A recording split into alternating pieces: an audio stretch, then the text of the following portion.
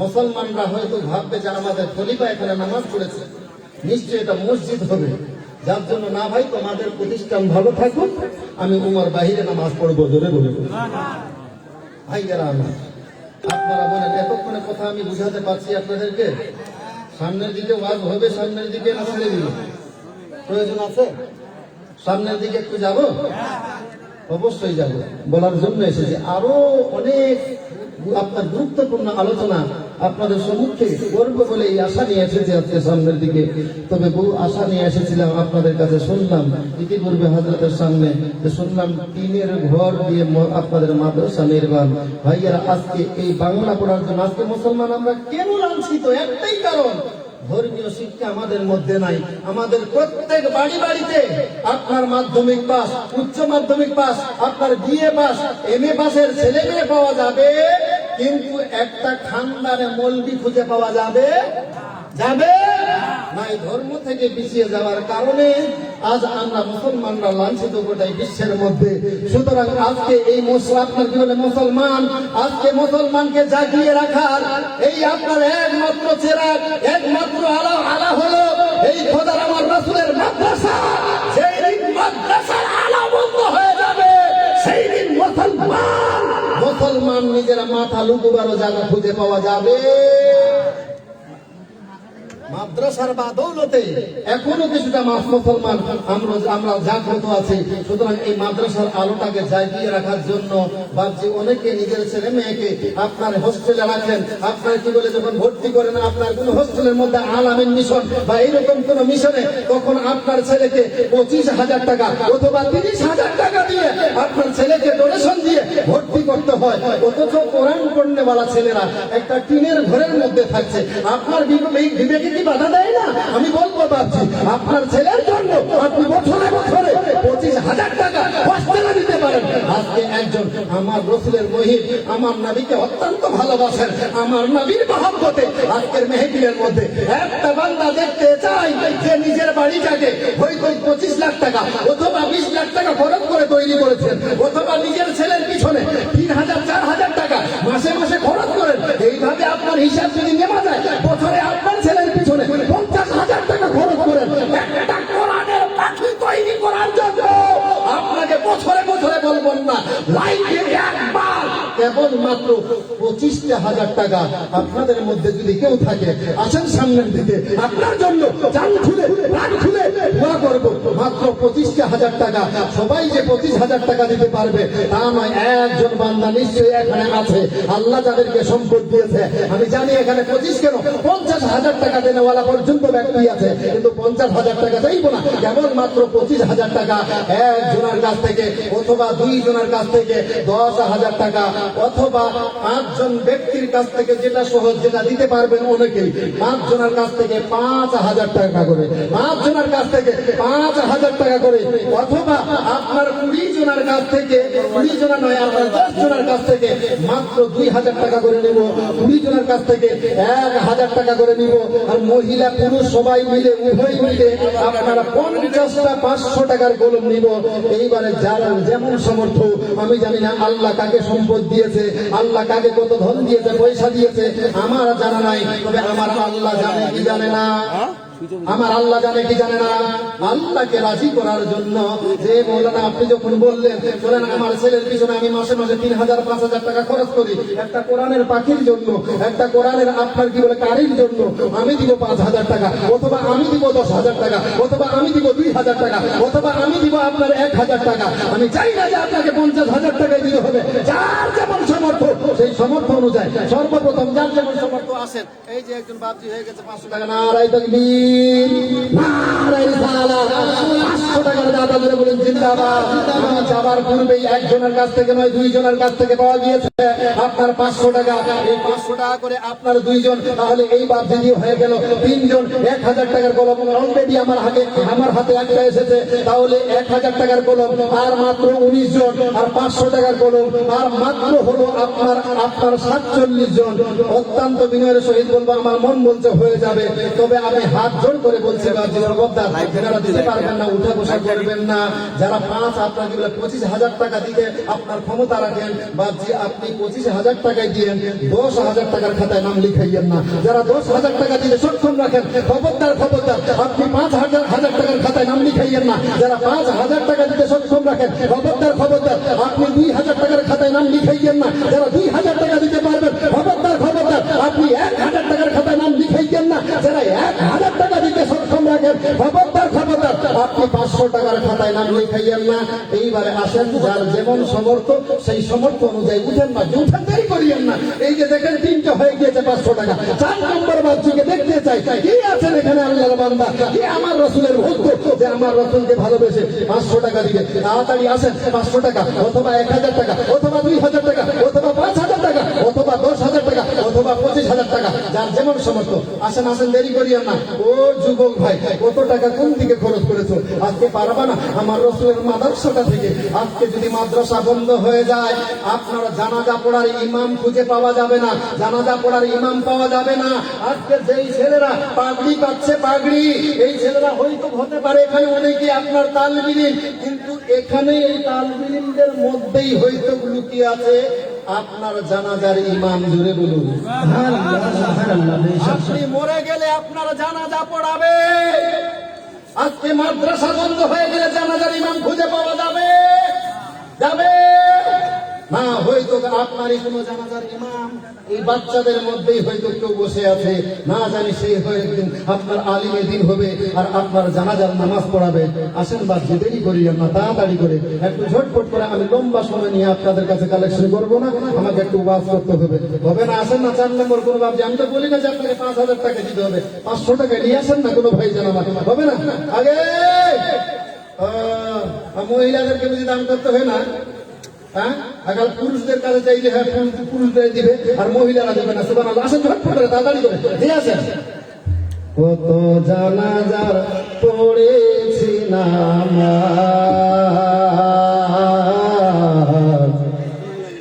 দিয়েছি কত দাফন। আপনার বাড়ি মুসফুর থেকে নারায়ে তাকবীর, নারায়ে রিসালাত, ইসমাইল আলী ভাই সাহেব জিন্দাবাদ। 5,000 টাকার দাতা জোরে বলুন জিন্দাবাদ। মুহিব্বে রাসূল জোরে বলুন জিন্দাবাদ। সুবহানাল্লাহ। 5,000 টাকার কলম ভাইজানকে খুব ভালো লাগলো। আল্লাহ যেন ইনার দান কবুল করেন এবং ইনার কামাই রুজিতে আল্লাহ যেন বরকত নাযিল করে। সুবহানাল্লাহ, আল্লাহুম্মা আমিন। বরকতের সম্মিলিতভাবে সবার জন্য দোয়া করব। ভাইজানের নাম মাশাআল্লাহ আল্লাহ পাক পরওয়ারদিগারে আলম, তোমার এক বান্দা ইসমাইল শেখ 5,000 টাকা ইতিপূর্বে আপনার দান করেছে। ইয়া আল্লাহ, তারপরে একজন বাবর ভাই বাবা ইন্তেকাল করে গিয়েছে। ইয়া আল্লাহ, এই বাবর ভাই হয়তো মেহফিলের মধ্যে তাকাইয়া দেখেছেন অনেকের বাপ আজকে জালসা শোনার জন্য এসেছে। বিনার আব্বাটা যদি বেঁচে থাকতো হয়তো বিনার আব্বাও জালসা শোনার জন্য আসতো। ওই ভাইজান আজকে মনে মনে অনেকের বাপের দিকে তাকায়। আজকে আমার বাপ থাকলে হয়তো আমার বাপ জালসা শুনতে আসতো। দুনিয়ার তোমার বান্দা তার বাপের নামে 1,000 টাকা দান করেছে। দয়া করে মেহেরবানি করে এই দানের ওসিলায় তিনার আব্বার কবরে আযাবকে মাফ করে দিও। এবং আমার ওই ইসমাইল ভাই আপনার 5,000 টাকা দিতে চেয়েছে, যেই হাত দিয়ে এই পয়সাটা দিবে ওই হাতে কখনো অভাব দিও না, ওই হাতটা ধন দৌলতে ভরাইয়া দাও, বাড়ি বালা মুসিবত দূর করো। আর একজন ভাই দিয়েছে আপনার 1,000 টাকা, তাহলে 1,000 টাকার কলম হয়ে গেল আপনার 3টা কলম হয়ে গিয়েছে। আর মাত্র আপনার 17 জন। আমার মন বলছে হয়ে যাবে। ভাইজান দেরি করিয়েন না, তাড়াতাড়ি করেন। ও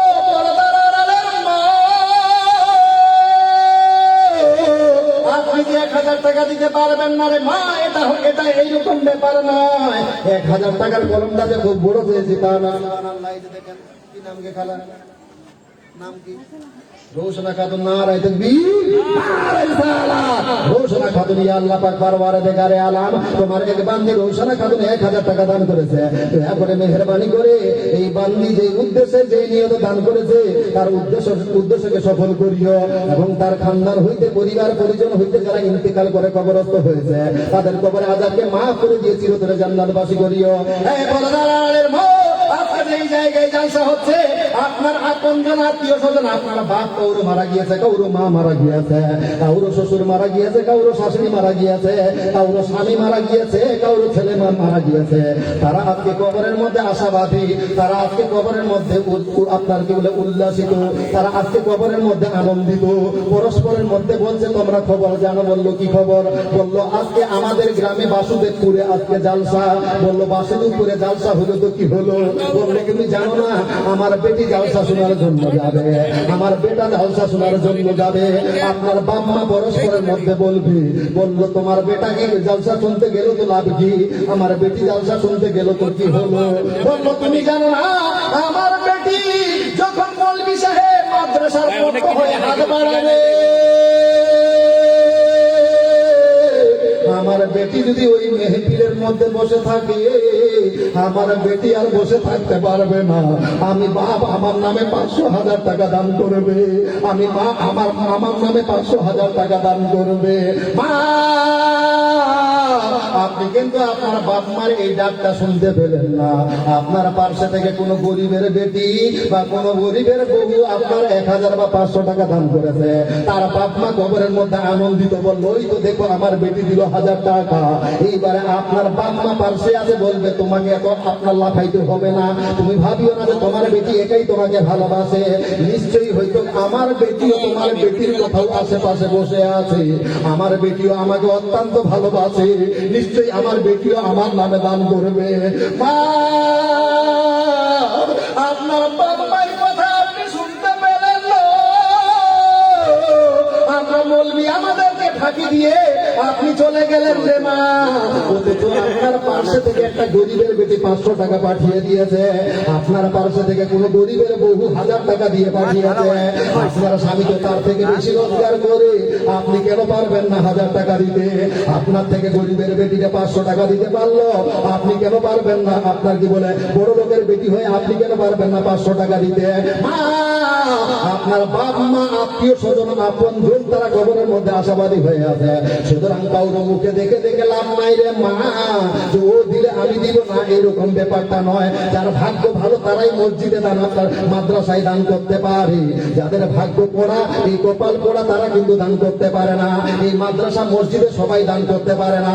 মা দেরি করিয়ে না, তাড়াতাড়ি করে পাঠাইয়া দেন। আর একজন মা দিয়েছে আপনার 500 টাকা। সুবহানাল্লাহ। আনোয়ার আলী বাড়ি কোথায়?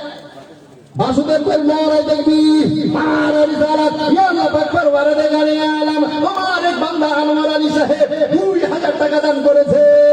ইয়া আল্লাহ দয়া করে মেহেরবানি করে এই দান তোমার দরবারে কবুল করে নাও। হযরত আলী ভাইজান আমার বাপের নামে দিয়েছে 500 টাকা। ইয়া আল্লাহ এই দানের ওসিলায় দিনার আব্বার কবর আযাবকে maaf করে দিয়ে চিরতরে জান্নাত করে সকলে বলে আল্লাহুম্মা আমিন।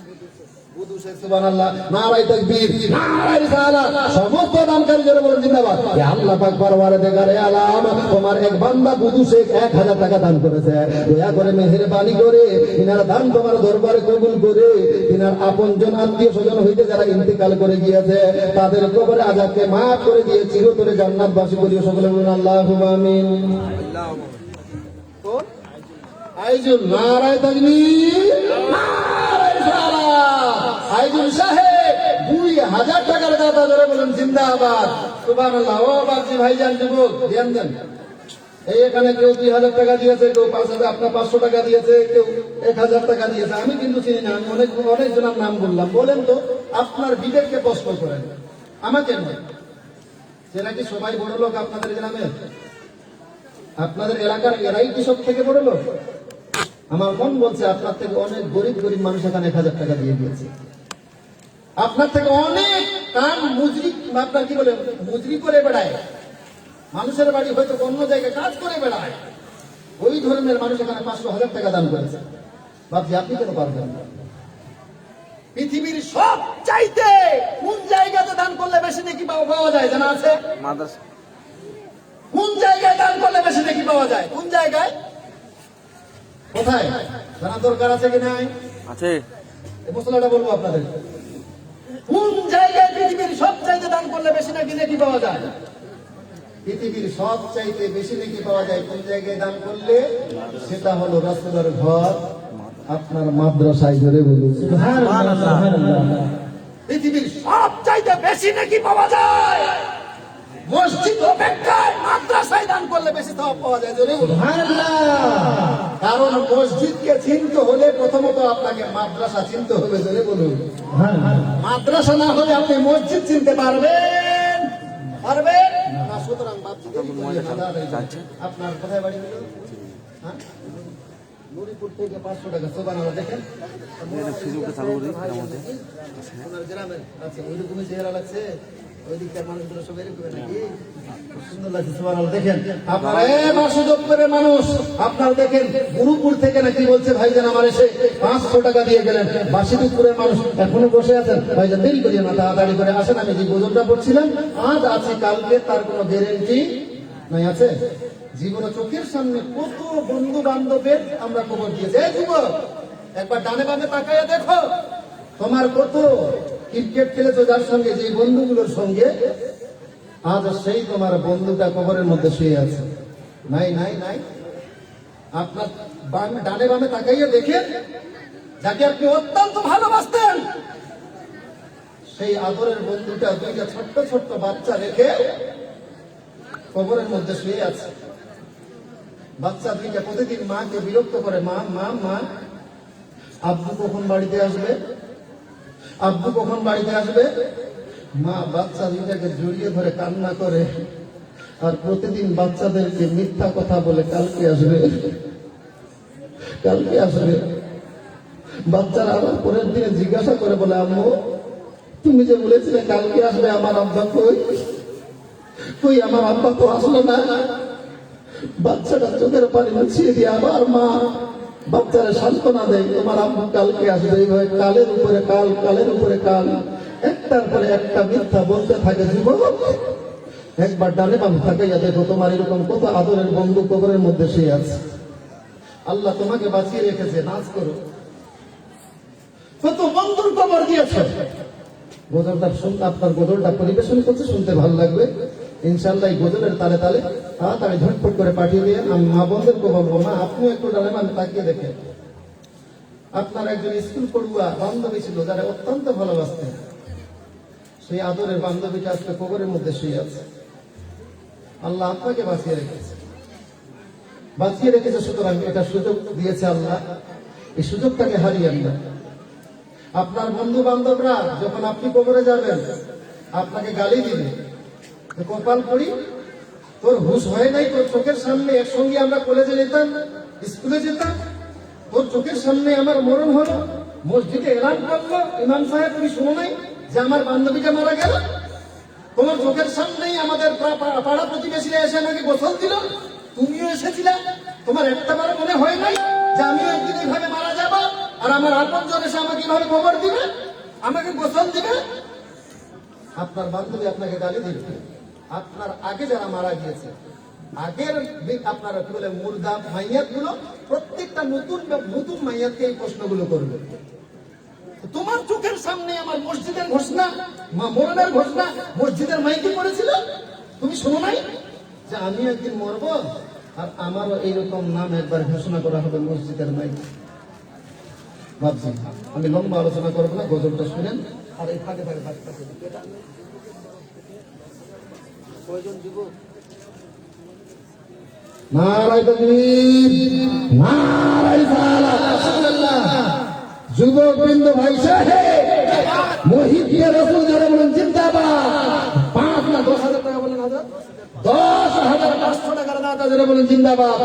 একজন যুবক ভাই আমার আজকে বলেছে, এই যুবক চলো আমরা ভাইরা বন্ধুরা মিলে আপনার পয়সা তুলে চান্দা করে ওই আপনার নয়া সালকে সেলিব্রেট করার জন্য ডিজে বাজিয়ে কত গুনার কাজ করি বন্ধুতে মিলে।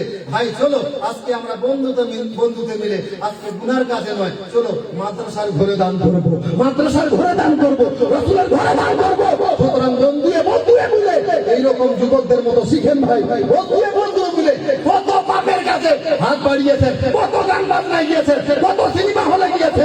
এই যুবক একবার ডানে বাবা তাকাইয়া দেখো, তোমার মতো কত যুবক আমাদের মলবিদের মতো দাড়ি ছেড়ে 5 ওয়াক্তের নামাজি হয়ে গিয়েছে। ভাই তুমি কোনো পারো না, সুতরাং বলবো এই যুবকদের মতো কোনো ভাই যদি পারেন তাড়াতাড়ি করে পাঠাইয়া দেন। আমার মা বোনদেরকে বলবো এই গজলটা বলতে চেয়েছিলেন গজলের মাধ্যমে পাঠাইয়া দেন। কবি বলছেন এই আপনার জানাজাটাকে সামনে রেখে গজলটাকে একটু মন থেকে শুনবেন, ইনশাআল্লাহ আপনার মনে আসর করবে কথাগুলো। ধ্যান দেন, কবি বলছেন কত জানাজা পড়েছি নামাজ, দিয়েছি কত দাফন, কত জানাজারা পড়েছি নামাজ, দিয়েছি কত দাফন। কোথায় যেন আছে আমার তৈরি সাদা কাফন,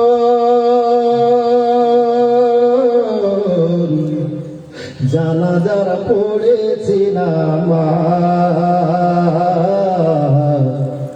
দিয়েছি কত দাফন, কত জানাজারা পড়েছি নামাজ, দিয়েছি কত দাফন। আমার তরি বাধাই আছে কোন শেখে আঘাটে,